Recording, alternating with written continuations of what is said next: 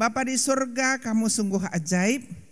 Telingamu sungguh sangat bagus untuk mendengarkan suara hati kami. Ajarkan kami juga memiliki telinga seperti Engkau, mau mendengarkan, mau mengerti, dan mau menjalankan hidup kami sesuai dengan petunjuk dari Tuhan.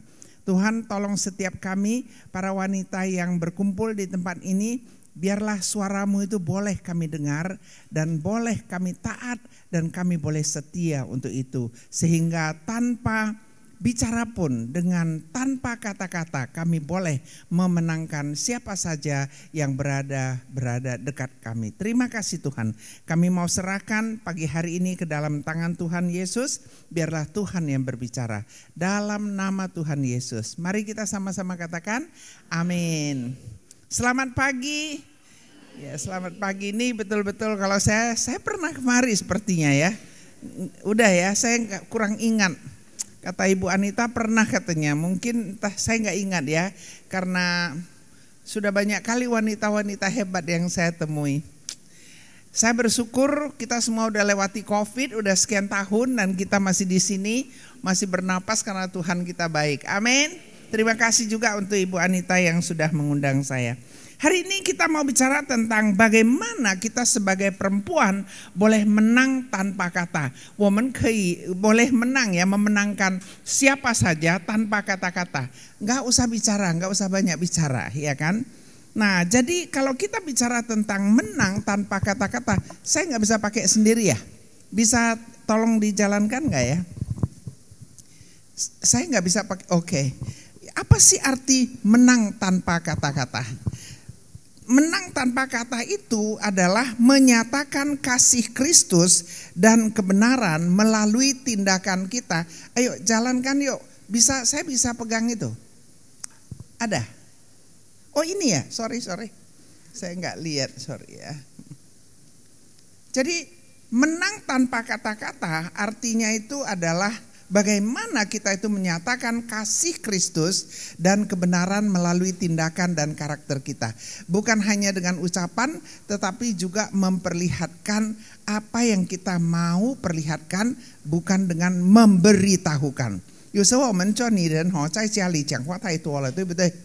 呀，讲话太多，所以他们丈夫们都不喜欢我们，因为讲话太多了。你看你们女人话太多了，他说。Jadi hari ini kita mau belajar, mari kita mau bertindak jauh lebih baik daripada berkata-kata ya. Siapa yang pernah ngomel di rumah? Ayo angkat tangan. Luar biasa ya. Bertobat ya. Siapa pernah marah sama suami? Aduh, luar biasa ya. Kita marah sama suami, pulang telat kita marah, pergi pagi kita marah, bajunya kotor kita marah, bajunya bersih kita marah, betul ya. Kalau makan gak bilang terima kasih kita juga marah, rasanya waduh. Kalau kita udah berpakaian cantik-cantik kita tanya lagi. Saya sekarang usia 83 ya, 83. Tepuk tangan loh. Kalau saya itu ya dari waktu saya muda, saya itu langsing dulu, tahu nggak langsing? Saya lihat tadi tiga berdiri di depan, aduh, semua miao tiao de, nih kan ha, wajib cuma pang coba hao ha. Makanya untung saya berdiri di belakang mimbar jadi nggak bisa dilihat ya, jadi gendut sedikit nggak ada yang lihat. Jadi saya itu dulu langsing sekali. Nah setelah usia 55 tahun, saya dulu cuma 51 kilo. So kecil gitu kan. Waduh, seksi miau-tiau gitu kan. Seperti kita semua yang ada di sini ya. Kemudian saya mulai 55 tahun, enggak ada kompromi lagi ya. Jadi setiap tahun naik 1 kilo. Oke lah 1 kilo, ya masih seksi ya gitu ya. Usia 65 tahun saya sudah 61 kilo karena setiap tahun naik 1 kilo. 61 masih bagus lah ya kan. Bagus ya. Mulai 61 tahun setiap tahun itu 2 kilo. Jadi waktu usia 70 saya sudah berapa? 71 kilo. Kemudian saya 73 kilo. Dia naik lebih cepat dari usia saya. Saya baru 1 tahun dia naiknya 2 kilo. Wah, saya udah pikir saya nggak boleh lagi. Nah, banyak kita kalau yang sudah usia berapa gitu, sudah punya anak, sudah tidak lagi langsing, tanya sama suaminya, wahai siang siang seksi mah gitu ya kan. Nah, ini jadi suami itu susah banget, tahu nggak? Udah banyak suami ngadu ya, dia bilang aduh memang istriku ini susah. Gimana? Saya kan bilang nggak boleh bohong, sama istri nggak boleh bohong. Garuk kepala dia bilang nggak boleh bohong, gimana ya? Kalau istri tanya, gue masih langsing nggak? Gue gimana jawabnya? Terus saya tanya, maksud lo apa sih? Maksudnya istrinya sudah nggak langsing. Takut dia sama istri lo. Jadi saya bilang kamu jawab apa? Saya nggak tahu mau jawab apa, dia bilang. Jawab langsing salah. Kalau jawab langsing terus jawabnya apa? Bohong kamu, gitu ya kan? Salah katanya. Tapi kalau bilang, kamu masih langsing seperti dulu. Marah kalau bilang, kamu sudah sedikit agak gendut. Kan nipu ai walema gitu kan. Jadi serba salah. Memang jadi suami ini susah ya. Kemudian kan kita itu juga selalu mau menang dengan kata-kata kita. Betul ya? Perempuan biasanya begitu ya. Memang wanita banyak kali bicaranya ya. Banyak kali bicara. Hari ini kita mau ngobrol-ngobrol. Waktu saya berapa lama nggak pakai ini kan boleh 2 jam 3 jam ya. Saya diberikan ayat ini 1 Petrus 3 ayat 1 dan 2, kemudian saya tambah ayat 4 ya, nggak apa-apa. Kita baca bersama-sama 1, 2, 3. Demikian juga kamu hai istri-istri, tunduklah kepada suamimu, supaya jika ada di antara mereka yang tidak taat kepada firman, mereka juga tanpa perkataan dimenangkan oleh kelakuan istrinya. Jika mereka melihat bagaimana murni dan salehnya hidup istri mereka itu. Jadi kita itu bisa memenangkan suami dengan perilaku Kristus yang kita hidupi dalam hidup kita. Petrus mengatakan apa? Kamu itu harus tunduk kepada suamimu. Kamu itu harus tunduk, termasuk pada suami yang belum kenal Tuhan Yesus. Di sini ada nggak ya suami yang belum kenal Tuhan Yesus? Ayo angkat tangan. Masih ada ya, masih ada. Suamiku sih nggak pernah kenal, sekarang udah boleh lah. Udah sudah pulang, sudah nggak tahu pulang ke rumah siapa, nggak tahu. Karena dia belum kenal Tuhan Yesus ya. Nah, kalau kita itu hidupnya benar, nggak perlu untuk dengan ucapan, dengan kata-kata suami kita yang belum kenal Tuhan Yesus pun bisa kita menangkan. Itu Petrus yang bilang dan saya percaya itu benar. Pertanyaannya bagaimana sih hari ini kita mau santai-santai aja ya, setuju ya? Momennya relax lah ya, relax, nggak mau. Biasa kok pendeta kan hebat, khotbahnya hebat. Saya enggak, saya biasanya khotbahnya santai-santai aja, betul ya? Nah, karena kita udah sibuk di rumah, betul kan? Ngurus suami, ya kan? Jadi hari ini kita mau relax, oke? Pertama kita harus belajar mengerti perbedaan. Pria dan wanita itu beda. Kita jangan anggap sama, ya. Beda. Coba saya mau tanya ya. Kalau kita tahu wanita itu berbeda dengan pria, kita bisa lebih mengerti bagaimana menghadapi pria. Betul ya? Bagaimana menghadapi pria. Pria itu pede. Pedenya bukan main. Walaupun dia sudah gendut, perutnya udah gede, dia masih bilang, enggak kok aku langsing kok. Pernah ya? Satu ya, dikatakan saya masih langsing, lihat. Saya punya tali pinggang dari waktu saya muda, sekarang masih bisa pakai. Cuman dia gak kasih tahu pakainya di bawah pinggang, di bawah perut. Dia gak bilang, pria itu sangat pede. Nah, jadi beda pria dan wanita itu beda. Kalau perempuan itu tahu ya, sudah langsing, coba kalau saya bilang ya, Ibu Anita ya langsing ya. Enggak, saya gendut, betul ya? Betul ya, nggak ada satu perempuan pun mau mengaku kalau dia itu langsing, kalau dia itu seksi. Parah memang, perempuan ini parah. Hencau kau, ini dan hencau kau. Ni不能够说他哇你很狼性哦，哇你很 sexy， 他就没有啦，我很胖，肚子这么大，没有肚子了，还是讲肚子很大，你看呐。Jadi susah ya, wanita ini susah. 真的吗？真的ya, kau 谢谢你ya. Jadi wanita itu sama sekali nggak pede. Sudah langsing, Tanya sama suami, aku langsing gak ya? Oh kamu langsing banget.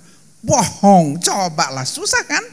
Susah, memang susah. Ya inilah, mari kita lihat bahwa antara pria dan wanita itu berbeda. Kira-kira yang mana yang pria, mana yang wanita?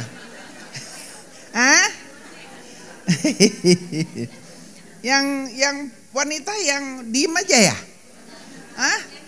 Yang ini, yang wah, semua tahu ya, yang wanita itu ya begini ya, yang pria itu enggak ya.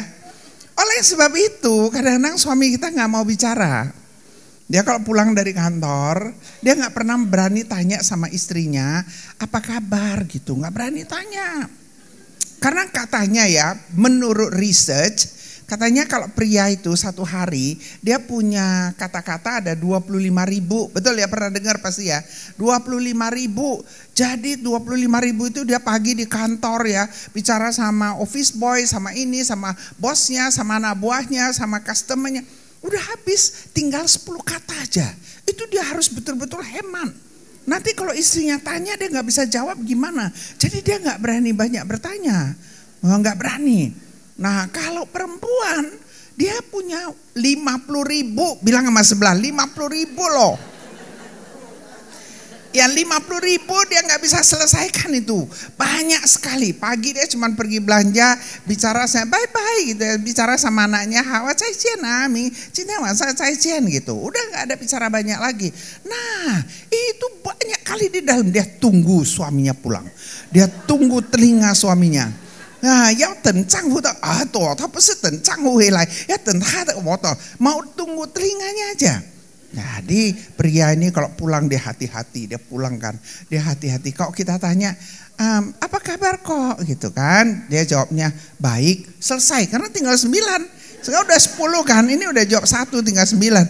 Harus hati-hati gitu ya, nggak boleh jawab banyak. Tapi kalau suami yang tanya, nih Haumani, Cinejenyang, apa kabar kamu hari ini? Tarik napas dulu, apalagi nyanyinya pinter kan.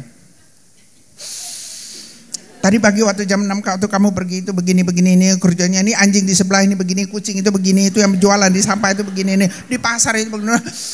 Tarik lagi. Tadi anak kamu itu setelah udah dikasih pakaian pun masih begini-begini, makan buburnya udah nggak tahu di mana-mana. Tadi pembantu udah. Jadi ini suami nggak berani tanya. Kalau tanya dia nggak bisa masuk lagi, itulah saking banyaknya kita bicara. Jadi nanti pulang ke rumah ya, ingat kalau suami tanya atau bicara, ingat itu ada BBM. Kita nggak mau seperti itu ya. Kita mau belajar memenangkan tanpa kata-kata. Nah, untuk bisa memenangkan tanpa kata-kata, kita itu harus bebas dari sikap kaku. Kita selalu menganggap, aduh ini kenapa dia? Kenapa baju kamu ada lipstik? Kan kita pikir ada lipstik, padahal tadi rupanya ada yang kesenggol, ada yang jatuh, ada yang pingsan. Kita nggak tahu. Jadi kita harus terbebas dari sikap kaku. Jangan curiga dulu, betul ya? Jangan. Kadang-kadang saya punya seorang teman ya, kasihan sekali. Jadi dia orang Medan, dia orang Jakarta. Dia menikah di Australia. Ya, dia menikah di Australia, suaminya itu takut kali sama istrinya, karena takut kena marah. Sekali istrinya ulang tahun, jadi dia lagi ada di Vietnam, dia terbang balik, dia bicara sama orang gereja, kamu tolong hari ini, nanti tanggal ini istriku ulang tahun, kamu tolong siapin ada makannya, ada ininya, tapi jangan kasih tahu dia, kasih surprise gitu loh, mau kasih surprise. Tiba-tiba pesawatnya nggak bisa masuk. Sial apa nggak dia? Dia sial kali nggak terbang dari Vietnam itu. Dia takutnya bukan main. Jadi kan pada waktu makanan udah datang, ini semua kan istrinya pergi karena suaminya nggak ada, marah dia kan. Jadi dia nggak tahu lah itu suaminya yang siapin. Dia pikir dari temennya, dari ininya gitu. Ketemu sama suaminya, dia marah sama suaminya. Suaminya sampai begitu takut, dia bilang, saya udah siapin kue ulang tahun, saya udah siapin ini, saya udah minta si Brandon bantuin gini-gini. Oh, rupanya begitu ya. Dia nggak tahu. Nah, saya punya lagi satu teman di kota Kinabalu. Ini kejadian betul-betul ini. Betul-betul kejadian. Jadi dia ini satu kali, pernah nggak suami lupa ulang tahun kita? Siapa yang suaminya suka lupa ulang tahun kita? Ada nggak? Oh, nggak ada ya, di sini hebat semua ya. Ya, semua ingat ya. Keren, tepuk tangan dong untuk pria yang ada di GKY ya. Jadi dia lupa.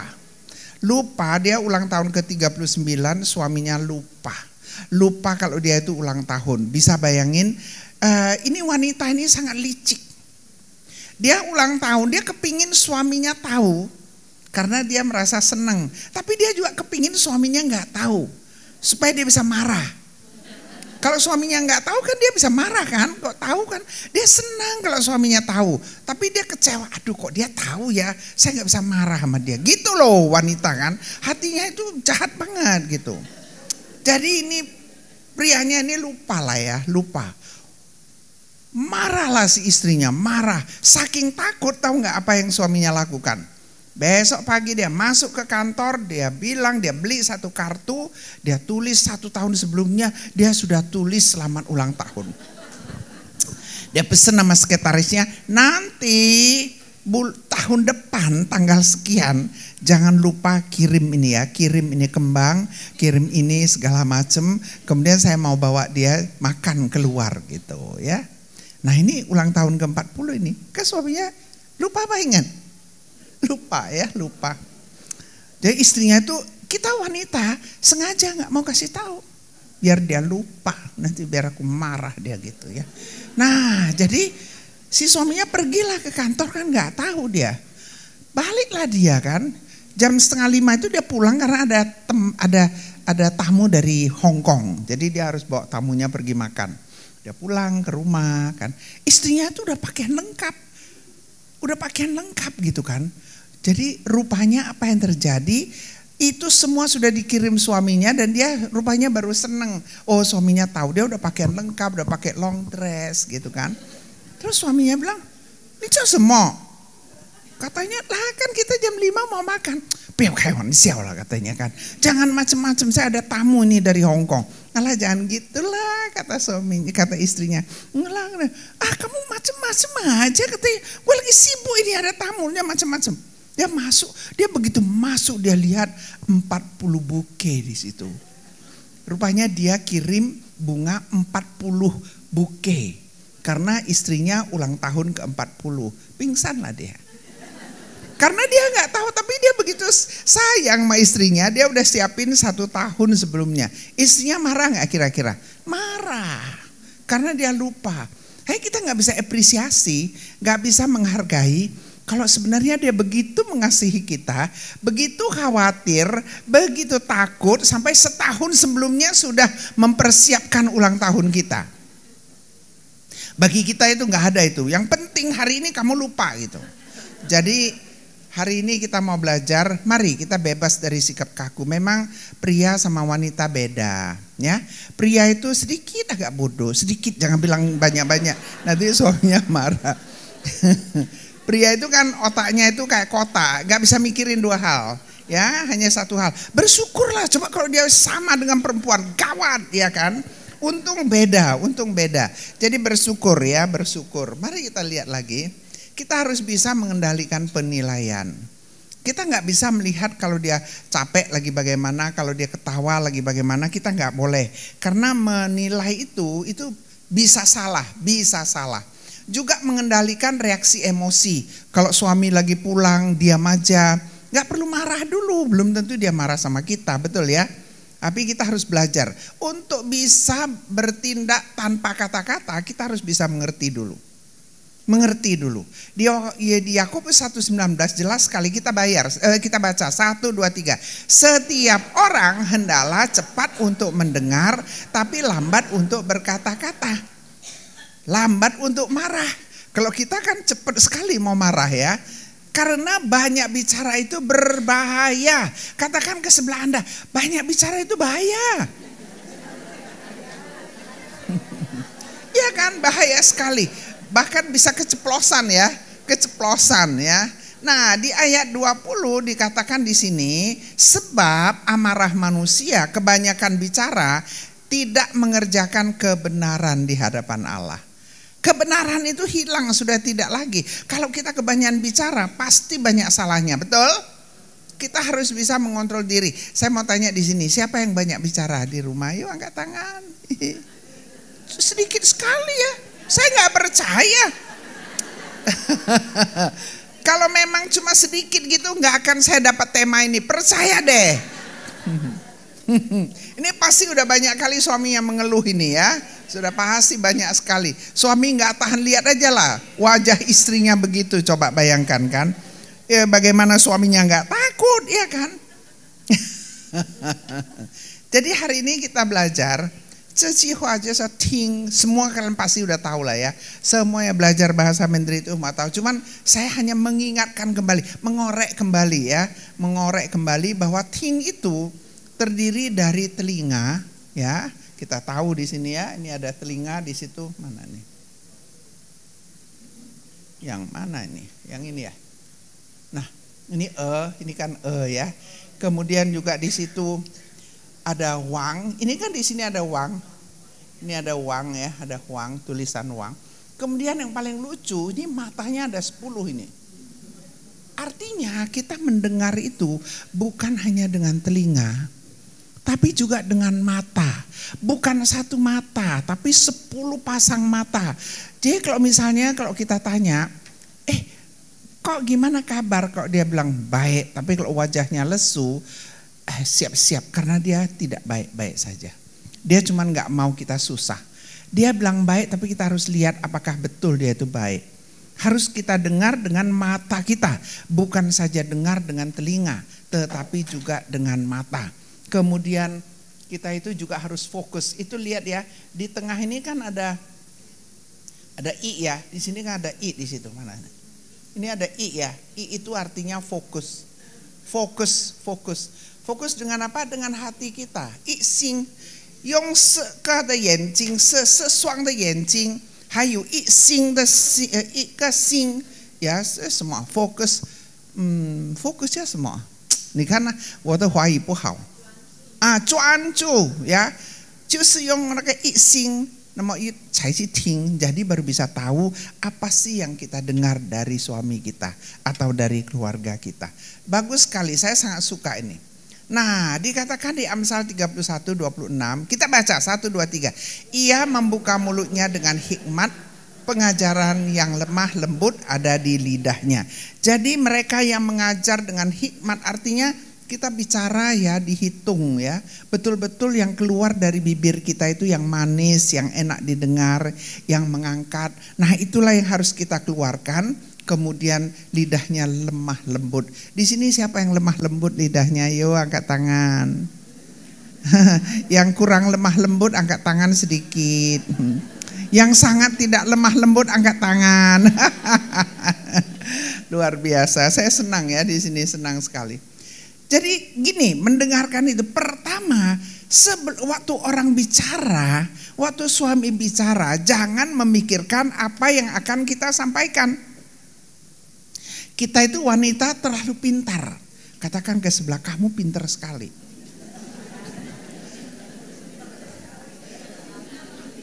Jadi misalnya begini, tadi kita belum sempat beresin piano. Itu di piano ada kertas misalnya kan, misalnya di situ kan. Terus suaminya pulang waktu lihat piano, suaminya bilang, "Itu piano." Dia baru bilang piano. Betul ya? Dia mau ngomong apa kan belum tahu kan? Tapi begitu dia bilang, "Itu piano." Langsung kita jawab, "Apa sih itu, kan tadi saya lupa karena saya begini. Tahu nggak, saya itu banyak kerja, tahu nggak?" Suaminya bilang, "Kenapa kamu rupanya?" "Saya cuma mau bilang, itu piano ya bagus sekali.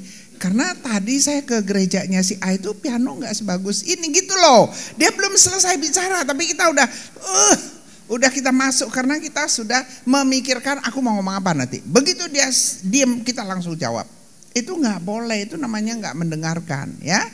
Yang kedua, kita harus jujur, beritahukan apa yang kita pikirkan, tapi dengan cara yang benar. Tell the truth with compassion. Kalau ada yang kita rasa tidak benar, itu harus kita kasih tahu. Apa yang kita mau, kita harus kasih tahu. Nah, ini saya dulu nggak pandai. Saya nggak pandai karena suami saya itu kan zaman kuno ya, dia tidak sekolah zaman kuno lah. Itu orang dari China, mamanya dari China, dari apa itu, aduh pokoknya ampun-ampun deh ya, karena ya gimana ya, saya punya suami begitu. Jadi saya pikir udah saya tutup mulut, saya tutup habis, nggak pernah ngomong apa-apa. Jadi saya dikurung di rumah, nggak boleh keluar rumah. Saya nggak pernah bilang, nggak pernah ngomel, nggak pernah bilang aku kepingin gini gitu, nggak pernah ngomong. Nah itu rupanya aceh-acehnya bilang kan, nah seni cowok nih meu kau sutani, sama. Oh iya juga ya, dia nggak bisa baca hati kita, dia bukan Yesus. Kalau apa yang kita mau kita kasih tahu. Kalau kita senang kalau dia bisik di telinga kita, kita kasih tahu. Aduh kalau kamu berbisik di telingaku ya, aku senang sekali. Beritahukan sama suami Anda apa yang Anda ingin. Oh kalau masak, kalau kamu puji saya senang sekali. Tapi kalau memang kurang, kamu harus bicara yang betul. Kasih tahu supaya saya bisa perbaiki. Bayangkan ada suami yang begitu bodoh ya. Dia bilang, jadi kalau istri masak, kalau tanya enak apa tidak, saya jawabnya apa? Saya bilang kenapa rupanya? Misalnya masakannya asin sekali. Jadi mana berani, saya harus bilang enak. Dia tanya asin, enggak gitu kan. Jadi besok dia masak tambah asin lagi kan. Jadi kita wanita yang selalu bikin masalah ya. Kalau dibilang enak kita bertambah enak gitu kan. Kalau dibilang gak enak besok gak mau masak lagi. Jadi besok pulang dia gak ada makanan kan susah. Itu pria itu hidupnya sangat bergantung kepada kita.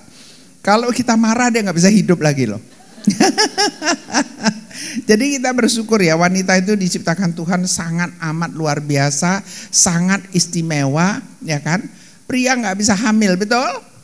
Pria gak bisa melahirkan, betul? Itu luar biasa. Jadi pria nggak bisa macam-macam. Lihat ya, kalau suaminya meninggal atau meninggalkan istri ini bisa hidup. Saya ditinggal suami saya waktu saya usia 35 tahun. Sekarang saya 83, saya masih going strong ya. Sudah hampir 50 tahun loh. Ya, 47 tahun, 48 tahun. Tapi kok pria nggak bisa?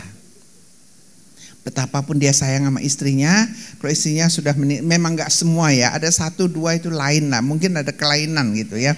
Tapi biasanya kalau sudah nggak ada istri 1 tahun, bukannya dia kepingin seks atau apa, bukan, dia nggak bisa ngatur dirinya sendiri. Pria itu nggak bisa ngatur dirinya sendiri. Dia perlu ada orang yang doain untuk dia, ada orang segala macam lah, nggak bisa. Jadi memang wanita itu luar biasa, tapi beritahukan kepada suami Anda. Ada nggak di sini ada apa-apa nggak berani ngomong sama suami, betul? Salah, beritahukan. Karena suami kita bukan Tuhan, dia nggak bisa baca apa isi hati kita. Ya, ketiga kita itu harus bisa memperhatikan suami kita bukan hanya dengan ucapan saja. Kita perhatikan, kadang-kadang dia kelihatannya baik, tapi kita tahu dia lagi galau. Dia lagi ada masalah, dia lagi apalah, kita itu harus tahu memperhatikan betul-betul, harus bisa memperhatikan dia. Nah kemudian jangan berasumsi. Kalau ada apa-apa itu bertanya. Jangan, kenapa kamu punya wanita lain ya? Jangan gitulah. Ya kan, jangan berasumsi, tapi tanya, kamu kenapa sih kok sekarang ini kayaknya kok gak dekat sama saya gitu. Kita gak tahu, mungkin dia ada penyakit yang kita gak tahu. Saya punya seorang yang saya kenal yang dia kasih tahu, dia kena penyakit dan dia nggak berani kasih tahu sama istrinya. Hey, kita harus tahu, kita harus bisa mengerti. Banyak hal dalam hidup ini yang kita itu nggak tahu. Karena persepsi kita itu bisa berbeda. Apa yang kita lihat belum tentu apa yang benar. Ini gambar apa ini ya? Gambar apa ini ya? Hah? Gambar apa? Gambar apa coba? Orang tua, luar biasa. Gambar apa? Wanita muda gimana sih? Ini ada yang bilang orang tua, angkat tangan. Bagus, luar biasa. Yang bilang anak muda, angkat tangan. Bagus ya. Kalau kita lihat ini ya. Nah, ini kita lihat. Kalau ini adalah hidung, ini hidung ya. Ini mulut, bibir. Ini orang tua apa anak muda? Tua sekali ya, udah tua sekali, betul ya. Nah, tapi kalau ini bulu mata, kalau ini telinga, kalau ini adalah rantai, ini muda atau tua? Muda sekali. Jadi tergantung kita bagaimana melihatnya. Sama, dalam kehidupan keluarga pun kita harus tahu perbedaannya. Supaya kita itu tidak berasumsi ya. Nah, coba hitung, ini ada berapa kotak nih, coba. Mau lihat ibu-ibu setelah menikah masih bisa ngitung nggak? Berapa?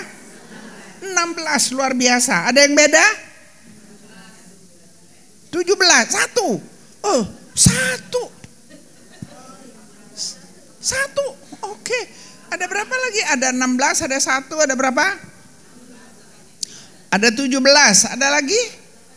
18, ada lagi? Jangan suka-suka ya. 17, 18. Ada berapa coba? 16, ada lagi? Ayo, mau lihat masih bisa ngitung nggak? Kalau duit pinter ngitungnya ya. Berapa coba? 16, 19. Wow, keren. Ada lagi? 17. Ya, di sini 32. Lu gimana ngitungnya tuh 32 ya?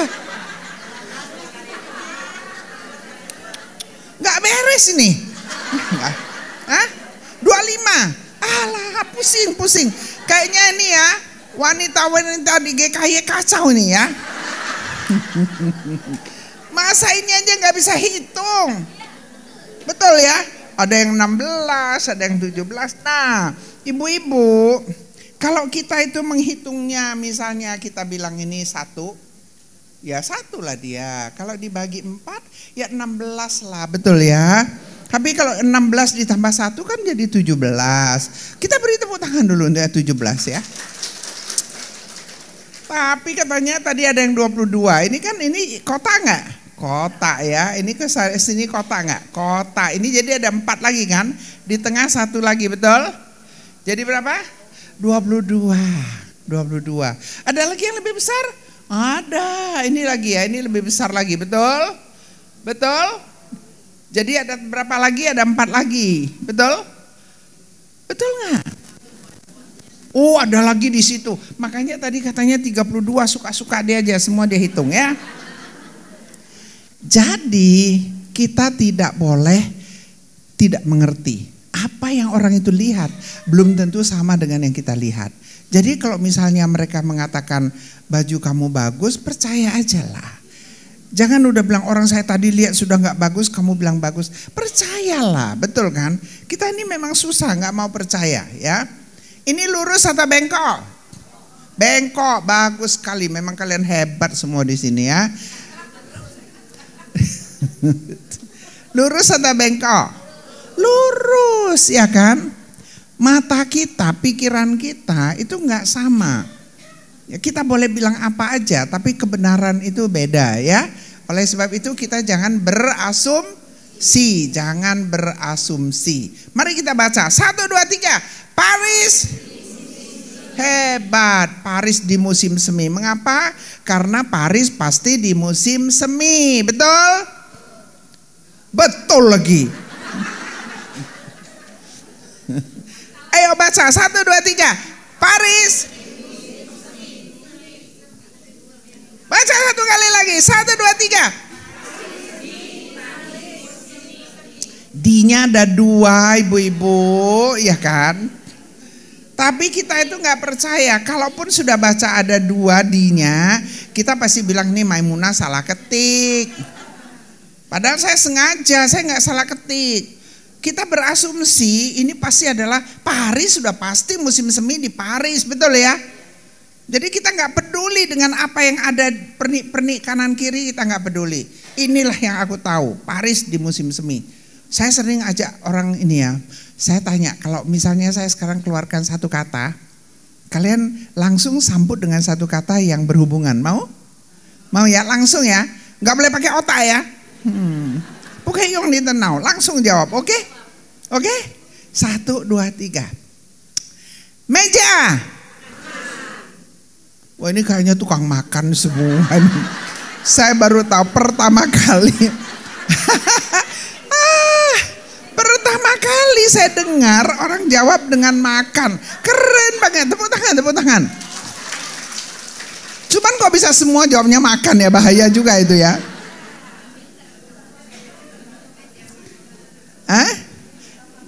Ya, biasanya kan orang jawabnya kan meja, pasti jawabannya kursi. Tapi ini hebat, berarti pikirannya makan semua. Kayaknya udah lapar ini. Paling banyak tadi suaranya makan. Bohat ya. Ya, itulah yang sudah ada di pikiran kita. Ya, dikatakan Amsal 18:13, kita baca 1, 2, 3. Jikalau seseorang memberi jawab sebelum mendengar, itulah kebodohan dan kecelaannya, ya kan? 16. Meja makan.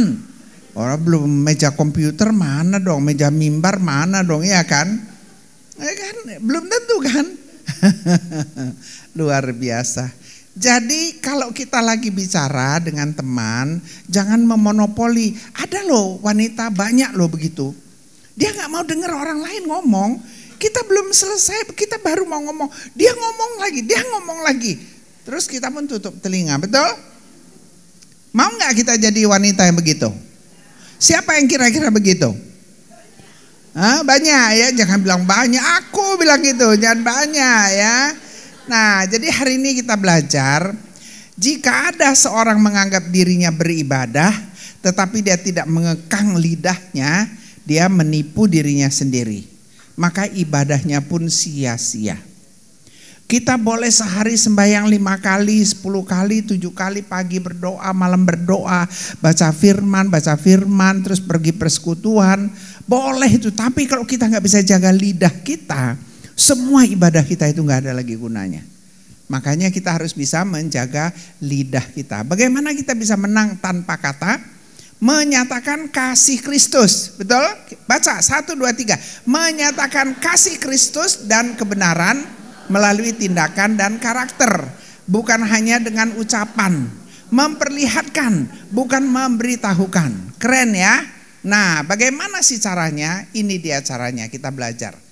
Di situ dikatakan, semua istri tunduklah kepada suamimu. Ingat bahwa ini adalah perintah dari Tuhan, bahwa setiap kita itu harus tunduk. Cuman perempuan-perempuan, wanita-wanita kasihan sekali. Saya sering mereka tanya kepada saya, mengapa sih wanita itu harus tunduk? Saya itu herannya begini, padahal hanya satu kata aja, tunduk kepada siapa? Suami. Ada berapa suaminya? 1. Ada berapa suaminya? Jadi harus tunduk sama siapa? Tunduk sama siapa? Sama berapa orang? 1. Kok 1 aja kita udah ngomel? Kenapa harus tunduk sama suami? Kan kita itu sama, kan kita itu harus begini, betul nggak? Betul ya? Padahal hanya 1 loh. Itu pun tunduk kepada suami yang mengasihi istrinya. Berkurang lagi, udah separoh, ya kan?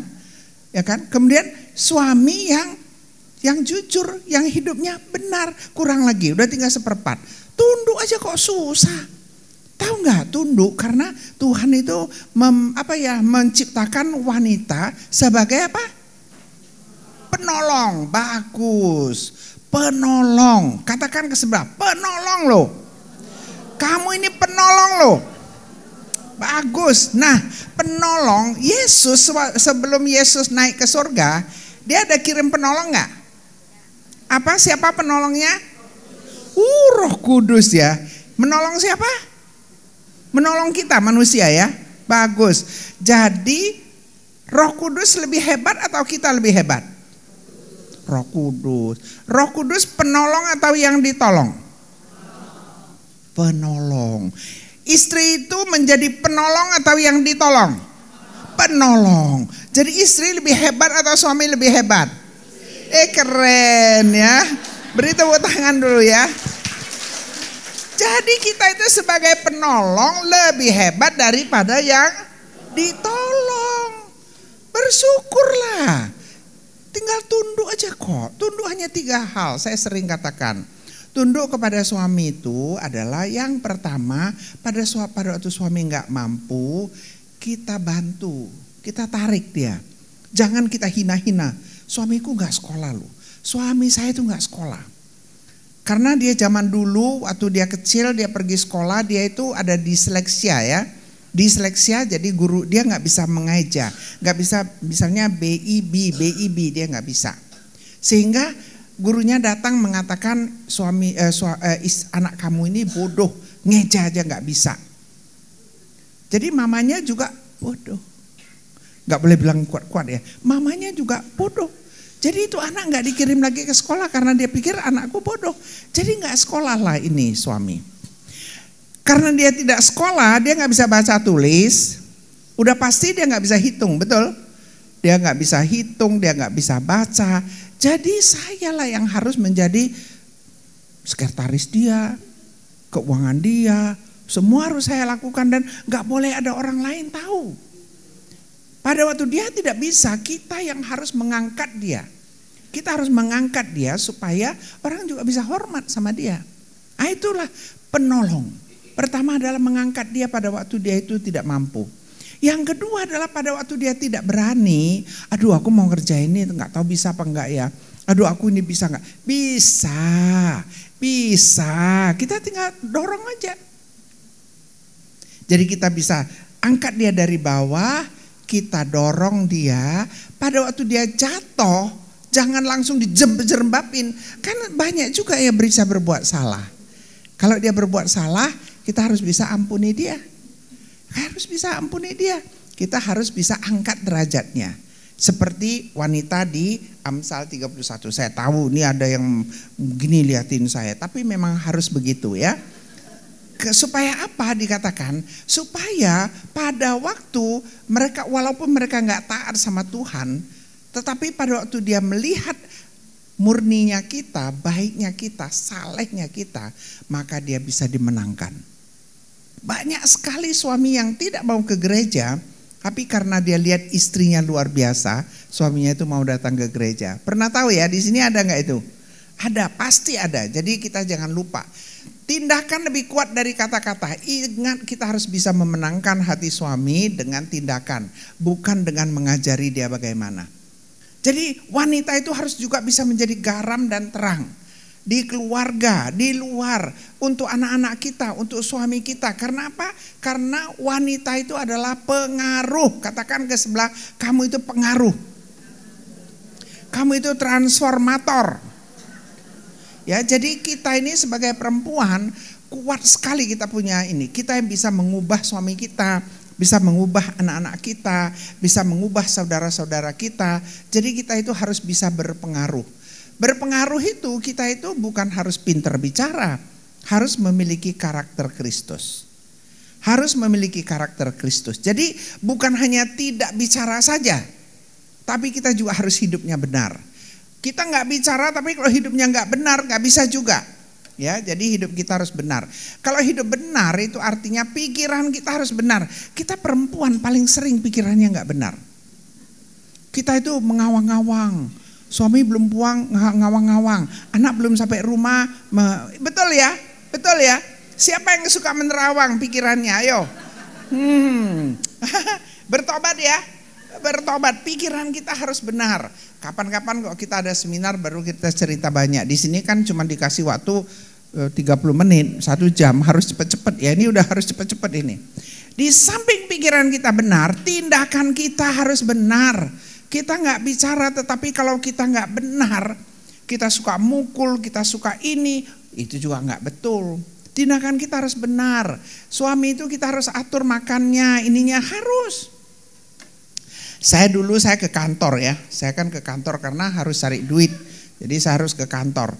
Anak saya itu ya, mereka itu kalau waktu mereka lagi kecil, mereka itu adalah perenang nasional ya di Medan. Saya dulu tinggal di Medan. Jadi supaya saya itu bisa menjadi teladan bagi anak-anak saya, tahu apa yang saya lakukan? Mereka pagi-pagi itu jam 4 sudah harus di kolam renang, harus masuk ke kolam. Jadi saya harus bangun setengah 4. Setengah 4 saya bangun, saya setir mereka, bawa mereka ke kolam renang. Di Medan tuh nggak jauh ya, kok di sini perjalanan 1 jam, di Medan enggak. Jadi 15 menit sebelum jam 4 kami udah tiba di kolam renang. Tapi saya nggak suruh anak saya langsung berenang. Saya yang sudah siap pakaian renang, saya yang turun. Jadi kalau saya sudah turun, anak-anak turun nggak? Turun. Saya tidak pernah ngajar anak saya berenang. Tapi setiap pagi jam 4 mereka itu sudah berenang. Saya pulang, saya nanti masak sarapan pagi, jam 7 jemput orang itu, antar mereka ke sekolah. Mereka paling cepat sampai sekolah. Mereka tiba sekolah, saya baru masuk kantor. Saya juga paling cepat buka kantor. Karena saya harus antar anak sekolah. Jam 11 saya pasti udah pulang. Saya kerjakan itu pekerjaan semua di kantor, semua selesai. Saya pulang, saya masak, supir pergi jemput anak-anak pulang sekolah, makan sama-sama. Anak-anak nanti pergi tidur, istirahat. Saya mulai ngajar. Karena hidup kita harus benar kan. Saya ngajar, saya waktu itu hari Senin Kamis saya ngajar masak. Karena boluyah ya. Jadi Senin Kamis ngajar masak. Bilang bolui kan ada yang gak ngerti kan. Selasa Jumat saya ngajar bikin kue ya. Rabu saya itu ngajar tusuk kembang ikebana. Oh gini-gini aku ahli loh ikebana ya. Tusuk kembang ikebana. Dulu. Sebelum banyak gini ya. Nah setiap Sabtu itu saya ngajar piano. Saya ngajar tergantung jamnya, itu kan masing-masing satu orang. Piano, saya ngajar bahasa Inggris, saya ngajar bahasa Indonesia. Pokoknya apa yang mereka mau pelajari saya belajar. Saya kayak pinter kali, padahal nggak pinter-pinter, cuman buluya gitu ya. Nah selesai itu jam 3, jam 2 saya sudah suruh mereka semua pulang. Kemudian saya akan antar anak-anak saya semua udah mandi, udah ini, antar mereka pergi les, anak saya les semua. Karena saya nggak mau anak-anak ada, saya nggak di rumah. Setelah mereka pergi les, saya baru pergi kemana tahu? Saya pergi kuliah, saya pergi ngajar. Saya dulu dosen bahasa Inggris. Jadi saya ke kampus jam 3 saya tuh udah ke kampus, jam 6 pulang, baru udah dimasak sama bibi, udah masak, baru makan sama. Udah makan sama, baru saya nggak pernah suruh anak saya belajar. Cuman itu meja belajarnya panjang. Saya akan duduk di situ, saya akan baca buku saya akan belajar, mereka masing-masing belajar. Tindakan harus benar, harus menjadi contoh yang baik buat anak-anak kita. Jadi anak-anak saya itu cuman gagal juga saya. Saya mau anak saya semua jadi pengusaha, kan ului pengusaha. Ya kan? Tahu-tahu anak saya jadi pendeta semua. Tepuk tangan dulu untuk Tuhan ya. Hidup benar ya, harus hidup benar. Nah ucapan pun benar, inilah yang kita pelajari. Menjadi seorang istri yang bisa membangun harus punya karakter yang benar. Kalau kita bilang gak bicara saja gak cukup. Harus karakternya benar, harus tindakan kita benar. Jadi ingat, katakan ke sebelah, pikiran kamu harus benar ya. Yang kedua, tindakan kamu harus benar. Dan yang ketiga, ucapan kamu harus benar. Ya, nggak boleh bohong. Di sini siapa yang dari kecil sampai sekarang belum pernah bohong? Angkat tangan. Angkat tangan, angkat tangan. Yang pernah bohong, angkat tangan. Gimana mau ucapannya benar kalau bohong ya kan? Ya hari ini kita belajar jangan bohong. Saya tahu banyak yang bertanya, jangan bohong. Terus gimana? Ada lagi bohong nggak punya duit tiap hari minta duit. Jangan bilang nggak punya duit, minta aja duit, tapi jangan bilang nggak punya duit. Menang tanpa kata tidak cukup hanya tidak bicara banyak, tapi hidup kita harus benar. Ya, amin. Hidup kita harus benar, harus konsisten. Bukan hanya benar 1 hari, 3 harinya nggak benar. Ya harus konsisten. Yang kedua kita itu harus B ya. Jadi yang kedua itu kita itu harus rendah hati. Kita mau melayani suami kita, keluarga kita.